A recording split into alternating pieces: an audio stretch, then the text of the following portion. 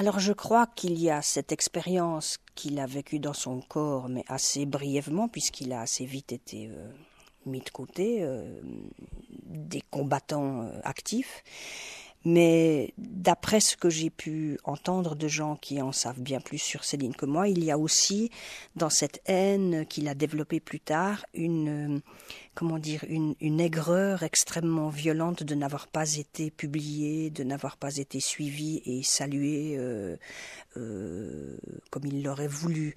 Donc tout ça a fait un mélange de ressentiment qui s'est développé et qui a trouvé sa plus violente expression, notamment dans les pamphlets antisémites. Alors est-ce que... Je ne défends pas Céline, hein, mais je pense que lorsqu'on arrive à ce point de haine, c'est qu'il y a aussi une blessure quelque part qui ne peut pas se fermer, quoi, et je pense qu'il y a beaucoup de facteurs qui ont contribué à cette détestation de Céline, en fait, de l'humanité entière. Alors ça s'est manifesté particulièrement dans les pamphlets antisémites, mais il a une détestation de la race humaine qui est incroyable. Et dans les premiers chapitres du Voyage au bout de la nuit, ceux qui ont trait à la guerre de 14, je ne fais pas l'apologie de la suite ni de ce qui s'est passé après avec Céline, pas du tout, mais il n'a jamais été écrit de choses plus intelligentes et plus rédhibitoires sur l'imbécilité de la guerre et de l'obéissance à la hiérarchie aveugle. Enfin, je rappelle un peu bêtement, mais il paraît que le premier jour de l'offensive dans la guerre de 14, le premier jour, est-ce que c'est une offensive des tranchées ou je ne sais plus, il y a eu 17 000 morts, 17 000 jeunes gens tués. Ça n'a même pas fait un entrefilet dans un journal. Ça ne valait pas la peine. Donc, moi, c'est ça que je défends, c'est dans ce chapitre. Céline est un génie et j'aime cette écriture.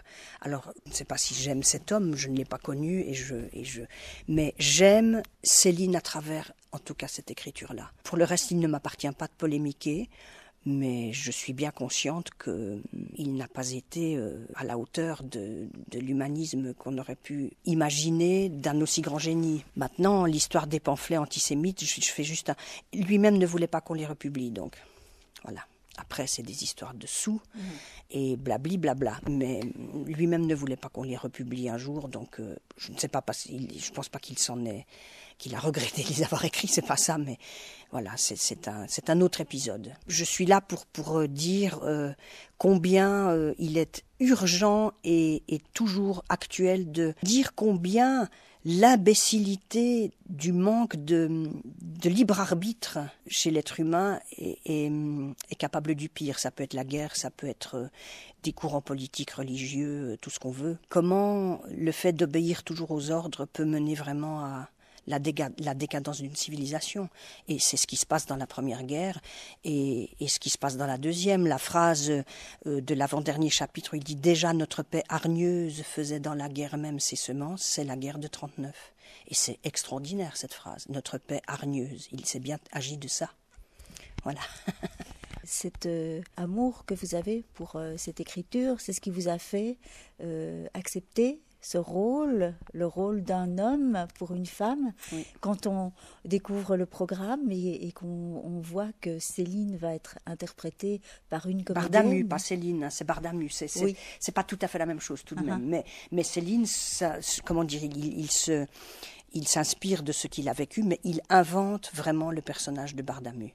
Bardamu, du barda qu'il portait sur le dos. C'est vraiment un personnage inventé, mais qui est, à bien des égards, autobiographique. Mais ça n'est pas un récit autobiographique. Ce personnage vous a convaincu, Philippe Sireuil a dû ruser pour vous mettre en scène, ou bien d'emblée, vous vous êtes vu transformé? Non, ceci est le résultat d'un concours de circonstances. Simone Audemars, qui dirigeait le théâtre du Châtelard à Ferney-Voltaire, avait juste organisé une lecture que je devais faire de Céline. Ensuite, elle l'a fait adapter par quelqu'un qui ne l'a pas très bien fait. On pensait jouer ça 2-3 fois comme ça, plouf plouf. Et puis, par bonheur, le metteur en scène a déclaré forfait, enfin, etc. Et je me suis adressée à Philippe Sireuil, que j'avais connu lors d'un stage. une espèce de masterclass, on s'était bien entendu, et je lui ai demandé s'il voulait bien faire la mise en scène de cette petite chose qui est devenue une énorme chose qui tourne depuis 3 ans.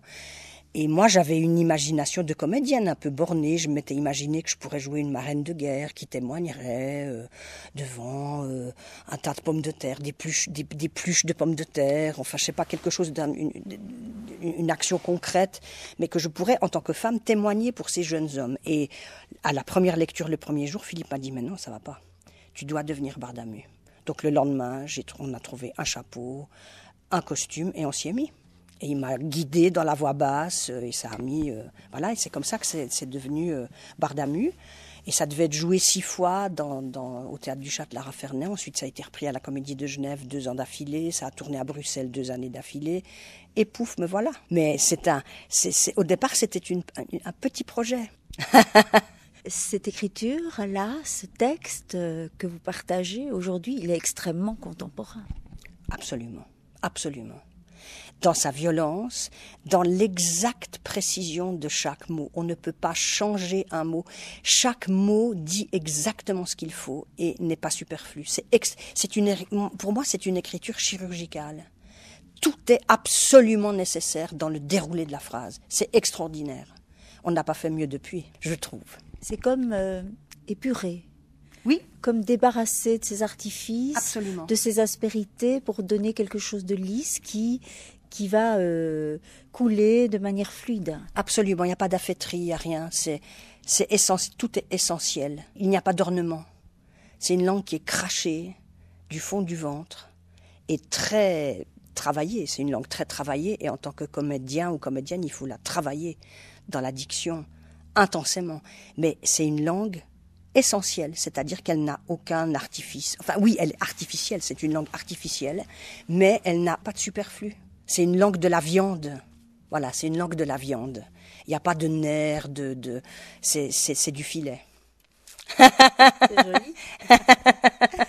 Alors pour vous, c'est quand même une performance. Oui. Il y a la voix qu'il faut adopter, il y a la cigarette qu'il faut s'approprier, oui, comme un homme, l'attitude qui doit être cohérente avec la voix, le personnage. Oui.